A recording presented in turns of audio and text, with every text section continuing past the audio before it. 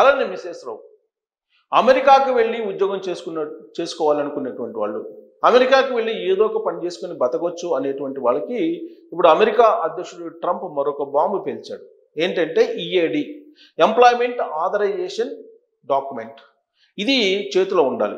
ఇది చేతిలో ఉంటే కానీ మీకు వర్క్ పర్మిట్ ఉండదు, వర్క్ చేసుకోవడానికి అనుమతి ఉండదు. ఈఏడి అనేది ఎంప్లాయ్మెంట్ ఆథరైజేషన్ డాక్యుమెంట్. ఇది లేకపోతే ఖచ్చితంగా ఇల్లీగల్గా మీరు వర్క్ చేస్తున్నట్టే. గతంలో ఇది ఒకవేళ గడువు తీరిపోయినా కానీ 540 రోజుల పాటు గడువు ఇచ్చేవాళ్ళు. ఆ గడువు లోపల వీళ్ళు మళ్ళీ ఈఏడిని తీసుకోవచ్చు. కానీ ఇప్పుడు దాన్ని మార్చేసి ఇప్పుడు హోమ్ల్యాండ్ సెక్యూరిటీ ఏం చెప్తుందనంటే మీకు ఈఏడి గడువు ముగియటానికి 180 రోజుల ముందే మీరు రెన్యువల్కి అప్లై చేసుకోవాలి. అప్పుడు దాన్ని పరిశీలించిన తర్వాత వర్క్ పర్మిట్ ఇస్తాము అని చెప్పి చెప్తున్నారు. మరి ఈఏడి నుంచి గ్రీన్ కార్డ్ హోల్డర్స్ని కానీ, H1B కానీ, L1 వీసా ఉన్నటువంటి వాళ్ళు కానీ మినహాయింపు ఇచ్చారు. వాళ్ళకైతే మినహాయింపు ఉంది. కానీ ఎవరికైతే ఈ వీసాలు లేవో వాళ్ళకి మాత్రం వర్క్ పర్మిట్ కోసం కొన్ని నిబంధనలు పెట్టారు.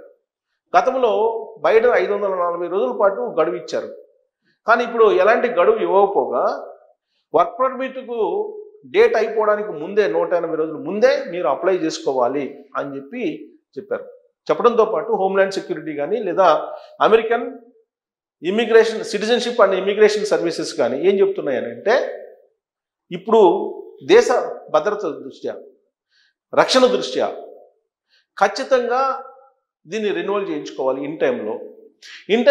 ఈ వర్క్ పర్మిట్ని రెన్యువల్ చేసుకోవడానికి ముందుగా ఖచ్చితంగా స్క్రూటినీ ఉంటుంది. వాళ్ళ యొక్క నేపథ్యాన్ని, వాళ్ళు ఎంప్లాయ్మెంట్లో ఎలా ఉన్నారు, ఈ మొత్తం స్క్రూటినీ చేసిన తర్వాత మాత్రమే ఈఏడిని మళ్ళీ ఇచ్చే అవకాశం ఉంది, రెన్యువల్ చేసేటువంటి అవకాశం ఉంది. లేదంటే రెన్యువల్ చెయ్యము అని చెప్తున్నారు. ఇదంతా హోమ్ల్యాండ్ సెక్యూరిటీ క్లియర్గా చెప్తుంది. అలాగే US citizenship and immigration service కూడా ఇదే చెప్తుంది. ఎంప్లాయ్మెంట్ ఆథరైజేషన్ డాక్యుమెంట్ లేకుండా మీరు అమెరికాలో ఉండలేరు. అది వర్క్ పర్మిట్. కార్మికులు అనేక మంది అక్కడికి వెళ్ళారు. కొన్ని కోట్ల మంది కార్మికులు అక్కడ ఉన్నారు. ఇల్లీగల్గా ఉన్నటువంటి వాళ్ళు కొన్ని లక్షల మంది ఉన్నారు. 13 లక్షల మంది ఇల్లీగల్గా ఉన్నారని చెప్పి అనాథరైజేషన్గా వస్తున్నటువంటి సమాచారం. ఈ 13 లక్షల మంది ఇల్లీగల్ ఇమ్మిగ్రెంట్స్కి వర్క్ పర్మిట్ కావాలి. ఈ వర్క్ పర్మిట్ కావాలంటే ఖచ్చితంగా వాళ్ళకి అప్లై చేయాలి. వాళ్ళు అప్లై చేస్తే వాళ్ళు పరిశీలిస్తారు, అన్ని రకాలుగా పరిశీలిస్తారు. మీ సోషల్ మీడియా అకౌంట్స్ని చూస్తారు, మీ ఎంప్లాయ్మెంట్ నేపథ్యాన్ని చూస్తారు, మీ జీవన శైలిని చూస్తారు, మీ మానసిక పరిస్థితిని చూస్తారు. ఏ విధంగా అయితే అమెరికా వెళ్ళటానికి మనం అమెరికన్ కాన్సులేట్కి వెళ్ళి ఇంటర్వ్యూని ఫేస్ చేస్తామో అదేవిధంగా వీళ్ళు ఫేస్ చేయాలి. అప్పుడు కానీ వీళ్ళు మళ్ళీ ఈఏడిని రెన్యువల్ చేయరు. సో ఇదొక పెద్ద కష్టతరమైనటువంటి ప్రక్రియ. అందుకే విదేశాల నుంచి వెళ్ళి అమెరికాలో స్థిరపడి వర్క్ పర్మిట్ తోటి పనిచేసినటువంటి వాళ్ళకి కొంత ఇబ్బందికరమైనటువంటి నిర్ణయం ఇది అని చెప్పి చెప్తూ ఉన్నారు. ఇక ఉద్యోగాలను ఏ విధంగా గౌరవంగా ఇంటికి పంపించాలి అనేది అంతర్జాతీయంగా ఐటీ సంస్థలు ఇప్పుడు ప్రయత్నాలు చేస్తూ ఉన్నాయి. దాంట్లో అమెరికాలో ఉండేటువంటి అమెరికా బేస్డ్ కంపెనీలు ముందున్నాయి. ఎందుకనంటే ట్రంప్ అమెరికా అధ్యక్షుడి హోదాలో ఇండియన్స్కి ఉద్యోగాలు ఇవ్వద్దు అని చెప్పేశాడు. అందుకే అక్కడ ఉండేటువంటి టెక్ దిగ్గజాలు ఇండియన్స్ని వీలున్నంత వరకు పక్కన పెట్టడానికి ప్రయత్నం చేస్తూ ఉన్నారు. కాకపోతే ఈ మధ్యకాలంలో ట్రంప్ తీసుకున్నటువంటి ఒక నిర్ణయం మాత్రం విదేశస్తులకి కలిసి వస్తుంది అమెరికాలో. ఏంటి అనంటే H1B కానీ లేదా ఇతర వీసాలకు కానీ రెన్యువల్ చేయించుకోవాలంటే, ప్రత్యేకించి H1B కావాలంటే కనుక మీరు $1,00,000 ఫీజు కట్టాల్సిందే అని చెప్పారు. దాంతో గుండెల్లో రైళ్లు పరిగెత్తాయి అందరికీ. తీరా ఎగ్జిక్యూటివ్ ఆర్డర్స్ వచ్చేటప్పటికి ఆల్రెడీ అమెరికాలో ఉండి H1B వీసా మీద పనిచేసుకుంటున్నటువంటి వాళ్ళకి, అమెరికా యూనివర్సిటీలో చదివి స్టూడెంట్ వీసా నుంచి H1B వీసా మీదకి మారుతున్నటువంటి వాళ్ళకి మాత్రం దీని నుంచి మినహాయింపు ఉంది. వాళ్ళు $1,00,000 కట్టవసరం లేదని చెప్పారు.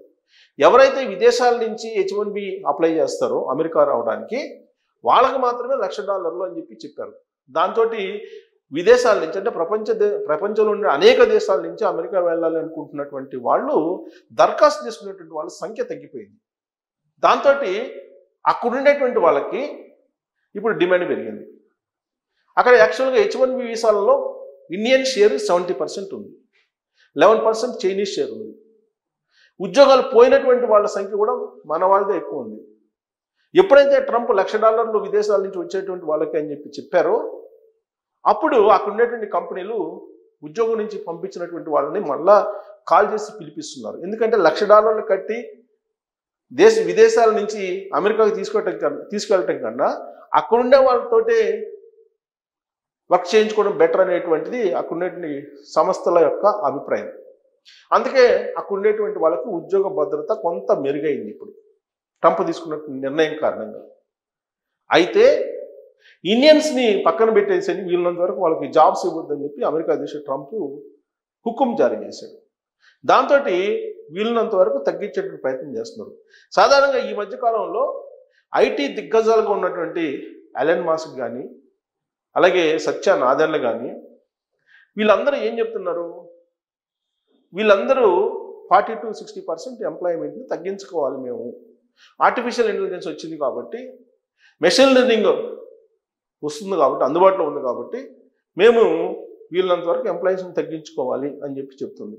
ఆ మేరకు అమెజాన్ 30,000 మందిని ఒకేసారి లేఅప్ చేసింది.